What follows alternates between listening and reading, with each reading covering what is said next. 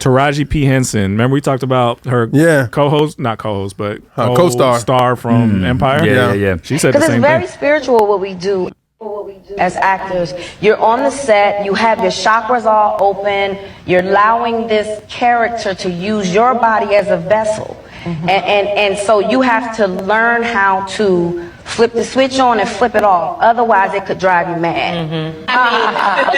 Because it's spiritual what we do. You understand? Yeah. We allow these characters and these stories to use our bodies as a vessel. That is a real, like if you think about it, that's you allowing this other energy. Project. I let the character speak to me. What we do as actors is very spiritual. You're on set, and that's why I don't pick a lot of roles, because it's spiritual, and I'm all alive and I'm open and my chakras are open, and I'm letting this character use my body as a vessel to tell its truth. And so when I'm open like that, a lot of energies can't be around me. I'm sorry, because energy is strong, y'all, and you gotta be particular about who you keep around you. Like seriously, if they down and they cloudy and they downtrodden, and if they got a cloud around you, hanging around, you think you're not gonna get wet? You gotta be very careful. So I'm very particular about the projects that I take on, because that's spirit. You understand? But at the end of the day, for me, it was a lot of ancestry work. Blood work is what I call it, when you really have to lean on them. And there were times where, the surrendering is so deep that I felt like I just had to truly listen to the ancestors and all of their cries and their woes and everything that they've been through, so that I could... Changing perception for me. That. Oh, go ahead. What do you mean? Why are you saying that? It just. Because it's gonna change the way you watch movies now. Yeah, because sure. I wouldn't want that life.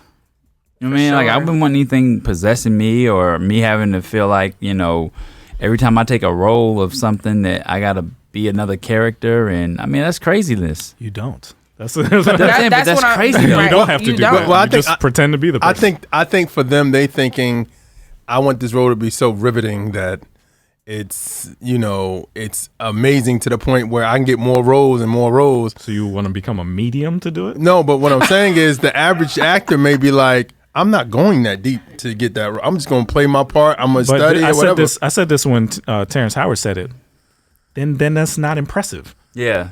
You're basically saying you turned into a mannequin. To me, what's impressive is that, wow, you're really doing a good job pretending to be that person. You're admitting that you had nothing to do with it. Oh, you're saying you had to go to the occult. Well, what if they've been doing this since the dawn of time? I'm just saying, it seems like a dumb thing to admit that you had nothing, your talent had no say-so in this whatsoever. It was a demon. Because let me ask you guys this. My ancestor controlling me. Right. So would you say the same thing is, like, how you watch, you go down that the Ryan hole, and pause. I'm sorry. Dang. so light, the Ryan hole. Yikes. So you go down the rabbit hole and you come to a video of LeBron James doing his standard, and they go, well, see, that's how he summoned something to get on him so he could play good. Jeez Louise. Well, okay, let me ask you this question. Y'all are rappers. Don't you think that the album you put out this time is better than the album you put out the last time? Like, you just get better, right? Yeah. Isn't that the way acting should be? Like, you get better. Real.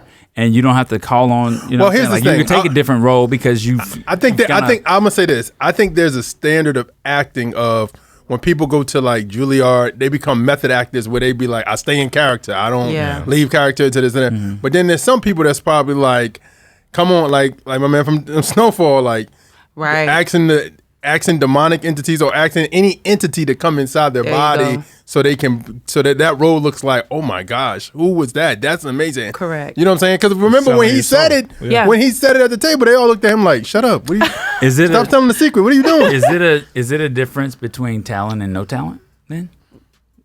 Well, that's my assertion. Because my question is this. They don't think that. My question is this. When you watch those sketch comedy shows, right?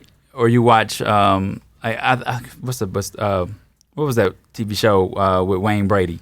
Oh, I know what you're talking about. Right? Yeah. Whose that to me, anyway? Whose line is it? Whose line is it? That to me, that live stuff when they just go out and they do that, that to me is like interesting. Yeah, but they could say the same thing then. I asked somebody to possess me so I could do these things off the top of my head. Like 2 seconds to do that. But I think when you heard Taraji speak and she was like chakras and all these things, already kind of lets you know where they're at. You understand? When I gotta go, like when I gotta go pull up my ancestors' blood, you know, and those words, man, it already lets you know where they're at spiritually, right? And so when I went to school, shout out to Dillard, you know, we had, you know, performing arts at my school. Okay. Shout out, you know. we had MacBooks before people knew what a MacBook was. Yeah, you was just struggling. You know, y'all had chicken wings and maybe some donuts for lunchtime. I was about to help you out, Sean. And no, don't help them out is what it is. But right. You know, I went to school. No, it's facts. I mean, now people are gonna come for me later, but it's all good because I'm shining out my neighborhood. But you know, the reality is when I went to school and performing arts, I did acting, right? And so when I was acting, and I still act till this day, but again, you learn your script, you're acting, you're trying to portray a character, but what we're talking about is not trying to portray a character, but take on a spiritual aspect of it to project something totally different, right? Because it don't take all that. If we learn our lines, if we write some rhymes, you feel me? We were at a place to pour out, and what they're doing is they're trying to gravitate and grab something. Performance enhancing drugs. You're like admitting to the steroids. T, right? Like, but through the demonic realm, you feel me? And spirits are real, and people want to play around. Like people blow me. They're like, I don't believe in spirits, but then you'll watch Ghost Hunters and be moved. Like, did you see it? Like, no. I mean, bro, what are we talking about? Which one do you want to believe? You know, like, so the reality is they're gripping into a spiritual realm. Yeah. And negating the talent that God gave them, honestly, because if you could act, you could act. You don't got to do all of that. I have a question. Do you, as writers, because me and you have written, I'm sure you, and probably, but I don't know. This is the second time. But as when you create characters, when you write in something and you creating characters, do you feel like that is somebody else, or you just feel like that's just a character? You know what I'm saying?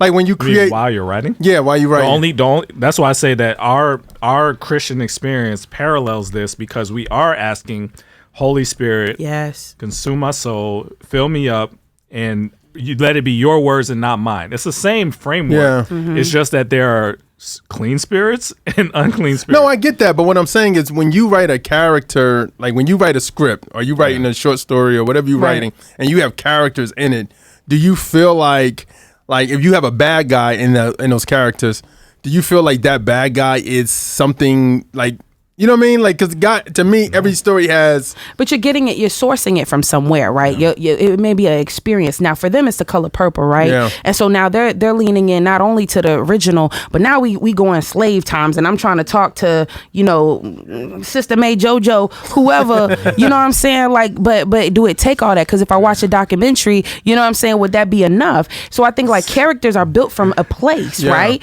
What you add to them, because creativity is a madhouse. You can become super creative with anything. Sci-fi movies, all those things are creative, but then you have to get back to the source of what these young ladies was saying. They was not digging in to just say, to your point, right, Holy Spirit, but my end goal is for people to experience Christ, not me. What they're doing is, it's next level. And Sister Mary JoJo in the grave, like look, like baby, I done turned enough grits for everybody. You just figure it out. But to say that is when you have artists and you have, because this is not actors. Right. Artists do the exact same thing when you get high. Something into you. True. But my thing is also when, you know, I've heard people talk about Marvel Comics and how they came up with those names. Some of those people was on LSD. Same thing with George Lucas for Star Wars. Some of that stuff was demonic stuff. Drugs. Yeah. They were drug induced and they came up with based stuff. Off of same thing, chakras and Hindu gods and stuff. And then also sometimes, like you said, false religions. When you start praying to other false gods, other stuff. Satan is the master counterfeiter because he basically counterfeit everything that we do. Once you get saved, you receive the Holy Spirit. So once you open yourself up in His world, you receive a spirit. Yeah.